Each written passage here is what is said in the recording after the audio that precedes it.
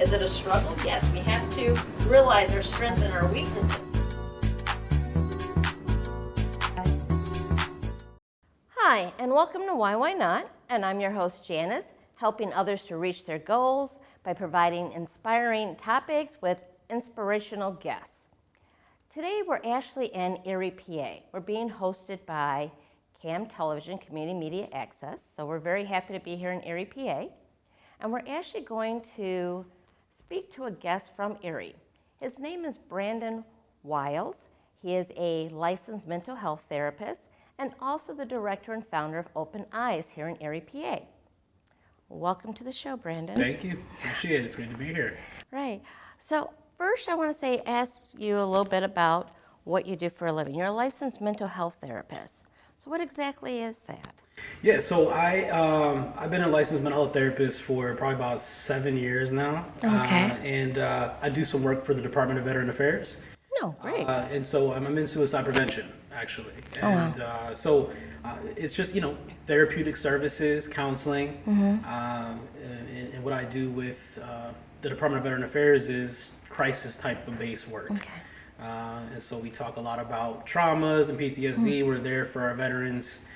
If they, happen to be in some type of crisis, we provide support and, extended services to help them reduce that crisis and get them the help that they need. Okay. Now my question is, why did you choose the VA and working with veterans? Yeah, so initially it wasn't my initial choice. Okay.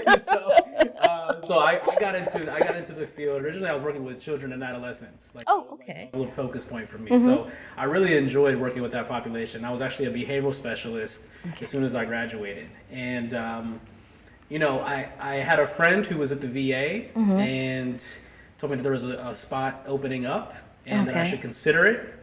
And of course, I have to make sure that it aligns with, my passions. Right, things like absolutely. That. My grandfather was actually a World War II vet. Okay.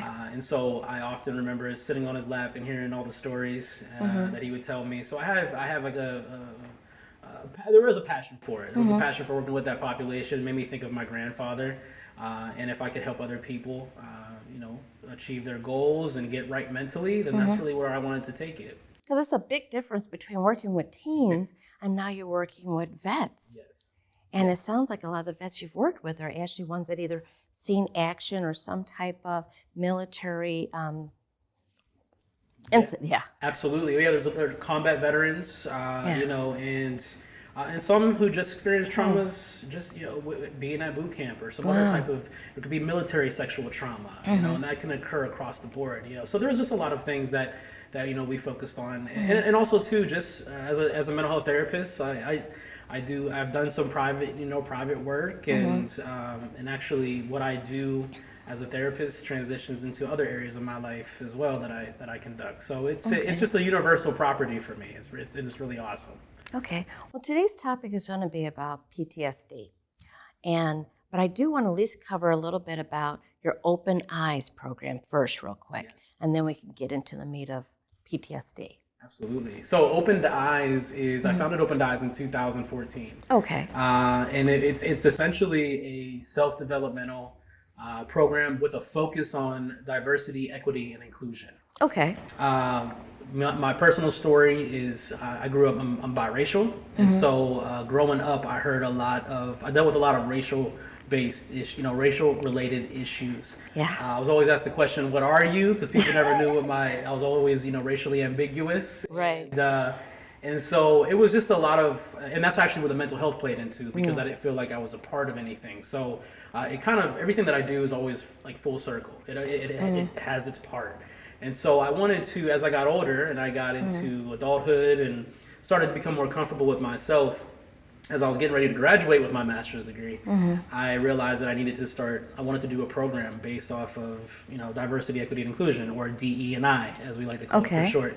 And so, but I wanted to take a different spin on it. I wanted to incorporate psychological perspectives, right, mindfulness-based practice. Because I'm a therapist, so correct. I wanted to take some of those principles and insert them into the program. So a lot of what we do is not just talking about understanding other people, but it's about understanding ourselves. Okay. Yeah, a wonderful topic. And I'm like, oh boy, we're talking about PTSD today, but I want to talk more about that too. Yeah. I have to have you on the show again. Absolutely. I'd love to be. I know my children, getting slightly off the subject, my children have the same issue. For me, even though I'm biracial, I have a 20% that it doesn't really notice in me. But my children have grown up being Hispanic, Irish, and African American, and they're always asked, well, what are you and who are you? And they don't fit in. And certain communities we've lived in, it's like they never had even minority role models, no black and brown role models. My son actually didn't have a black and brown and African American professor until college. He had nothing going through grade school and high school until college. And even the jobs he had, they were trying to give him, he would end up being a college recruiter in a small little town in Michigan. And they decided, well, we'll send you to Detroit. It's like, oh, that's why you hired me, so I can go to Detroit? Right, exactly. You know, Exactly. but I lived in a suburb of Chicago, you know. Sure. Yeah, so that's just a wonderful program, it sounds like, and I definitely have to talk to you more about that another time. I'd love to share more. Well, let's get on the topic with PTSD. Tell us a little bit, and at least tell the audience, what exactly is PTSD? Yeah, so PTSD is post-traumatic stress disorder, and is often something that occurs after a traumatic experience. You know, it's a response, essentially. Correct. And it can cause great anxiety, it can cause depression, a number of different things. And actually working in the population that I'm in, it runs rampant within the population of vets, because there's a lot of PTSD from combat-related situations. Or what have you. But PTSD, anybody can get PTSD based off of a traumatic experience. And so, and the thing is too, and here's the thing, I think oftentimes people say, how do we correct PTSD, or how do we get over it? And it's not so much that like PTSD just goes away. Right. It's about learning how to cope with PTSD. So it can be very detrimental though to people's psyche, and it can be an ongoing process, especially not treated. Again, it can be very detrimental. It can lead to a lot of other risk factors like suicidal ideations, you know, so on and so forth. And I'm happy you mentioned that it's just not for military combat, because a lot of people think PTSD, oh, that's just for most of the vets. Now, a lot of vets definitely, it's more prevalent there, and people know about it because it's such a large population compared to, like, we know it's military typically, and it's violence and combat, whereas someone can get PTSD from childhood, you know, or a traumatic incident, unfortunately, abuse with a spouse or date rape. They can have those different things, but people don't realize it all the time as PTSD. Now, PTSD, it can start as young as childhood, correct? Correct. Now, when you get PTSD as a child from a traumatic event, how long and how does it manifest? Like when you see the school age to high school, how do you see some of the symptoms that may come out that people aren't aware that's PTSD? Sure. I think oftentimes too, people obviously with an acute onset of anxiety, or you know, it could be panic attacks. It can come in the form of so many different things. And oftentimes people, and what's interesting about trauma is that people sometimes, they try to bury it so much, and that's also problematic, you know, because it just kind of gets stored there, but then it comes out in other ways. And engaging in risky behaviors, especially with childhood and teen, you know, obviously that's a very important age in regards to development. So not only are hormones flowing, but also if you have a traumatic experience, it can lead to a lot of other things. Avoidance. Avoidance, isolation, you know, Dysfunction relationships. Absolutely. Substance abuse. Yes. Substance abuse is a big one. I mean, especially our younger population are becoming exposed to so much more things. I mean, with the age of social media and so on and so forth. So there are so many factors here, especially in today's age, that we have to be mindful of in order to really tackle these things and really address trauma on all ages. And even with eating, that's also that comes and manifests. Yes. You know, you'll see the child in school that's an overeater, and you're wondering why. And unfortunately for teachers, we don't always know what's going on. and people and parents keep things quiet and family keep things quiet. Little disclosure about myself and why I chose this topic. I know for me, I had PTSD as a child, a teen, and adult. And I guess I'd never addressed it until recently. I'm a woman of faith, and I dealt with my PTSD with God. So instead of going to a therapist, it's prayer and trying to cope that way. You know, I do believe that prayer and speaking with God, that relationship is important, but I also believe that a therapist is also important too. Those two things working together, possible. But I've had childhood abuse, violence in the home. I mean, my mother barely missed shooting me by a couple inches. The bullet whizzing past my face. I've walked over a dead body because of violence in Chicago. And it's like a lot of those things you can't forget. I mean, I could still tell you what color shirt the guy had on that I walked over, you know. And then you do notice, and people don't understand, it does blend into high school and isolation. And I like to tell people the funny part is how I protected myself, I dressed more mature. So in high school, I used to wear 3-piece suits and a little briefcase and a pocket watch. So I look more mature just to protect myself because everyone avoids the teacher. So everyone thought I was a teacher. And it's like I notice even as being a teacher now, you see the trauma happening with these kids. So how can we, as parents, teachers, and therapists, even start with kids when they're that little?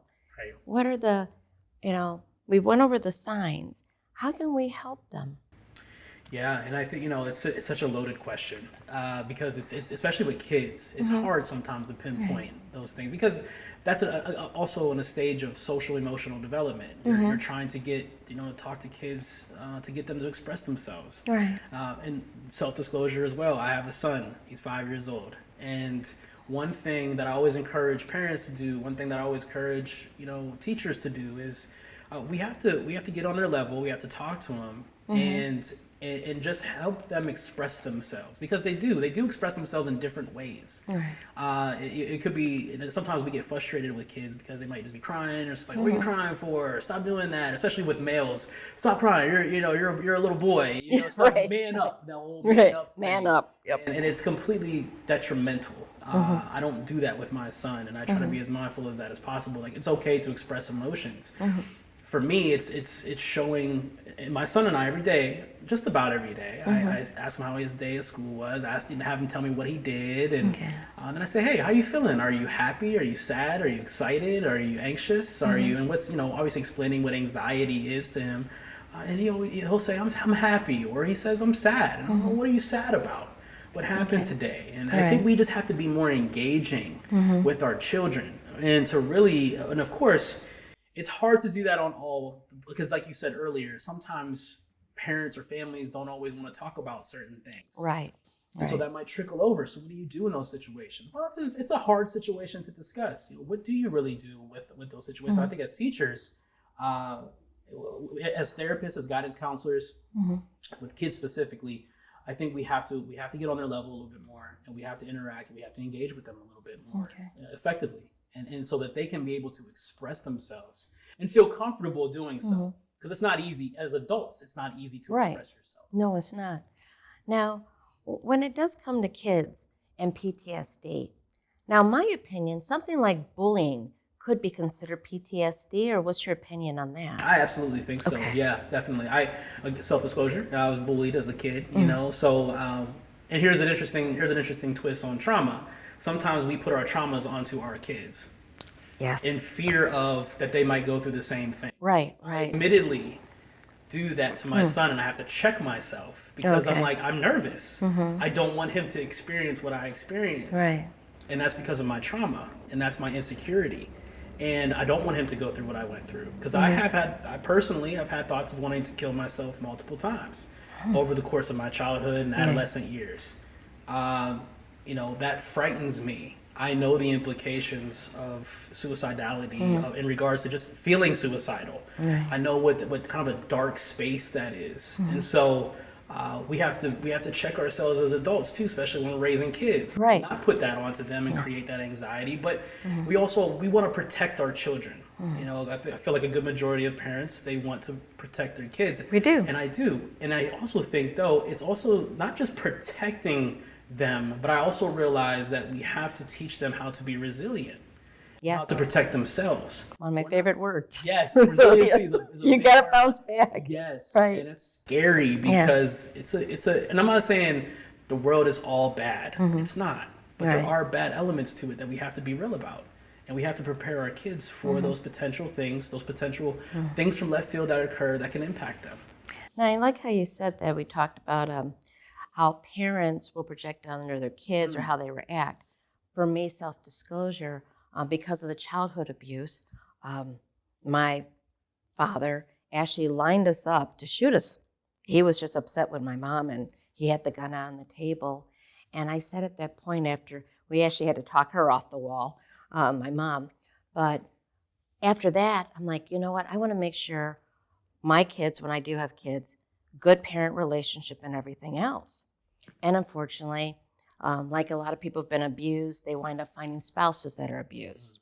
So my first husband was very abusive, but I tried shielding my children from that abuse. So I'm like, I didn't want them to go through that, or that isolation that I had from childhood to high school and things like that, that I gave my kids that feeling of, you know, you can do everything, people are safe, you can go out. And some days I wonder if that's bad or good, since my daughter's jumped out of a plane skydiving. So, no fear, but it's like you do project that, either bad or good. You give them fear, or you can send them the opposite way. Absolutely. Can that help, you know, cause that? Now, we talked about the children and how that can manifest into parenting. Yeah. So now a lot of people with PTSD, and that includes marriage, it can include military, childhood trauma, bullying. How can even parents or adults notice the symptoms in themselves? Because sometimes they see an incident like, oh, brush it off, I'm okay. So how can they even personally be aware of, hey, this might have occurred to you? Yeah. And I think too, it's just so interesting that recently I had an event. It was called the Resiliency Event. We were talking about childhood traumas. We were talking about how that transitions into adulthood and how we can be more aware of those signs and symptoms ourselves. And I remember someone coming up to me after the event, and they were like, you know, I recognized the trauma that I just had buried so deep, and because, and here's the thing, this is why mindfulness and awareness and mindfulness-based practice is so important. It's a skill.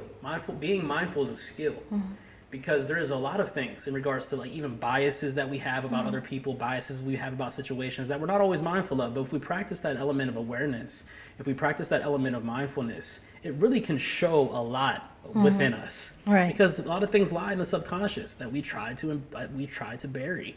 And so as adults, we have to practice mindfulness. It's not just a childhood thing, you know, and so, you know, and knowing those triggers. Yes. Because like even sometimes just seeing something that reminds you of something, you know. Absolutely. You know, I'm a teacher, and I had a teacher that sometimes would yell and scream. And it would get me so anxious, like the trauma was coming back. I told him later, I'm like, I wanted to jump out the window. We're on the 3rd floor. That trauma just came back. Yes. And people need to be aware, versus I could have just been shaking, but then it clicked. It's like, oh, that's what's triggering me. Yes. And yes. prayer came in and calm. But people need to know those triggers. They do, because and that's the scary thing about anxiety. Like when a panic attack happens for somebody, for some it comes out of nowhere. It can just come out of nowhere. It's just like a lot of times when there's an onset of a panic attack, people automatically think they're having a heart attack, so they go to the hospital. I can tell you the first time I had a panic attack, I remember exactly what I thought. I thought I was dying, and it was just a stress response. Right. People are like, well, I don't even know where it was coming from. I wasn't really that stressed about anything. I don't think I was. And then they start to think, and it's just like, oh, I have some things that I've been burying. And so sometimes it gets to that point where it's almost like, you know, you're pouring in your cup of water, and what happens when it starts to overflow if you don't stop. And that's what happens to our emotions. If we're not stopping, or if we're not taking sips, if we're not dealing with it correctly, it's just going to continue to go all over the place. Right. And so we live such a fast-paced lifestyle as human beings in general. Like we're always on the grind. We always have to do this, which is I'm all supportive of. Right. But oftentimes we get so ahead of ourselves that we forget that self-care element. Right. And I'm guilty of it. And so you have to know. You have to know, yourself, and you have to know your triggers. Right. So what's recommended for people who've had PTSD? I mean, some of us may be aware there are some people that is buried inside. But for people who know what the situation could have been, what are some skills they can do, or does it help writing down things? What can they do to, outside of prayer or a therapist, what can they do on their own? Because a lot of people are afraid to go to therapists, especially in the minority community. Absolutely. They don't want to go. So what can they do for even kind of self-help with prayer, and what else can they do? Yeah, so one thing that I do with clients, or in the past, it doesn't necessarily be a client, but someone I encountered is, especially if they're feeling like anxious, or they're feeling like suicidal or anything of that nature, was develop a plan together. And that plan is, first of all, understanding what your interests are. What do you like to do? What are some of your coping skills? If you don't have any coping skills, let's talk about, you have to figure out some things that work for you. Everybody's different. And I'm not saying therapy's for everybody. Of course, I'm an advocate and I'm biased, so I say everybody should give it at least a try. Right. But that's my bias. And you don't have to be crazy to go to therapy. I think that's a stigma. And so I think it's just, you have to find those things that make you feel good. And that's the problem with depression, though, because sometimes the things that you're interested in, one of the things of depression is not having interest in anything. So then what do you do?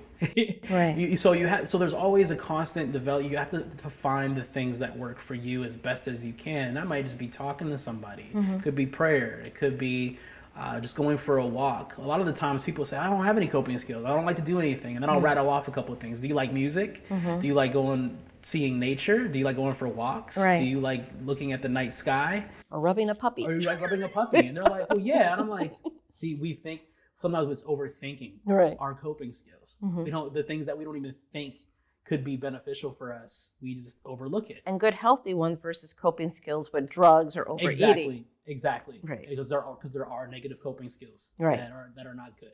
And that just makes it even worse with the negative on top. Absolutely. Now, with PTSD, does depression, is it like with it or comorbid with it, or is it a byproduct of it? It could really be either or. I think that most of the time when people are developing or have PTSD or have a trauma, I think, and of course, if they had depression before, then it's just an added additional thing. Right. But oftentimes, if you develop PTSD, and of course, especially you don't know how to treat it, you don't know what's going on, you will fall into probably a major depressive type of clinical diagnosis. Right. That could be very severe. Because you're not treating it, you don't know what to do, you don't know if life is worth living anymore, so that's going to put you in a depressive state. So that's why the treatment of PTSD itself, as you were saying, it could literally cause all of these other things on top of, it could be a co-occurring disorder with depression if you already have it. And that's the issue too. We can go through life sometimes without anything being treated, and then something else happens. And it's just like an added thing. So that's why it's just like we've been saying, it's good to know yourself and to explore and to practice that idea of mindfulness. What's some good treatment? I mean, like in your therapy sessions, like what type of techniques or theories do you use? Do you do like Illyrian or Freudian, or what type of? I consider myself to be like an eclectic type of person. I'm a big Adlerian guy. I'm a big Adlerian guy. Adler was one of my favorites. But I think that, especially in my realm, we all, in suicide prevention, we kind of have that brief moment with the people. So, and the idea is to the acute crisis we're in the midst of. So it's almost like just addressing that first. Okay. And then, but cognitive behavioral therapy, CBT, is always a big one. And there's so many other modalities out there that can treat And mindfulness. Yes, and mindfulness-based practice. Right. You know, some people like groups, some people don't. Okay. Group settings can be good because it allows people to see that, hey, I'm not alone in this.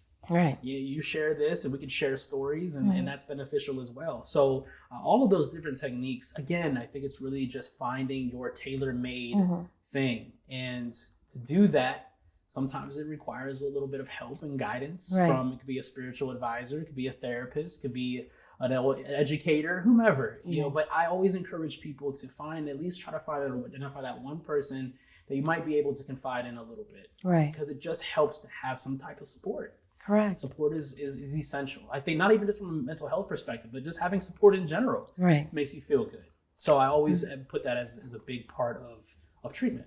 Okay. So first in treatment, you really need to find what is cause of it. What is that trauma that you're experiencing? Yeah. Then we're going with how are you relating to that? What are are you getting anxiety? Are you overeating? Yeah. Developing coping skills would come next. And all those are in therapy. Yeah. And then what does it look like when we only have a few more minutes? What does that look like for them when they finally hit that realization point? That's what it was. That's what I've been doing. I'm not going to do it anymore. And these are my coping skills. How are your patients? I mean, what are their feelings when they're like that feeling? And I think that varies at different times. For some people, it's just to even admit it is relieving to say it. Yeah. You know, so that could be an initial thing. Obviously, there's still more work that needs to be done. Right. You Yeah. know, but Please don't stop therapy when you get that one point. But that's right, though. You know, at some point, it's like, oh, okay, I was able to just get it out and identify it. And that in itself can alleviate so much pressure. Just so much pressure, and then from there it's just it's building, it's developing, and then it's maintaining, because it doesn't, when you're done with therapy, it doesn't mean you're done with your own personal treatment.